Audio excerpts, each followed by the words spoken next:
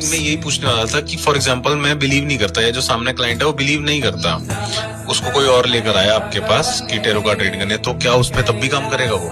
देखिए, tarot card बिल्कुल काम करेगा, और इसलिए काम करेगा क्योंकि जिस तरह से भगवान निष्पक्ष होते हैं ना, कि ये नहीं देखते कि वो बिलीवर है या नहीं बिलीवर है, अगर वो उसके पास आया तो उसको गाइड जरूर करेगा। Tarot card is like this only. मैं गॉड से कंपेयर नहीं कर रही, माफ करना, मैं जस्ट ये कहना चाहती हूँ कि इट्स अ सोर्स।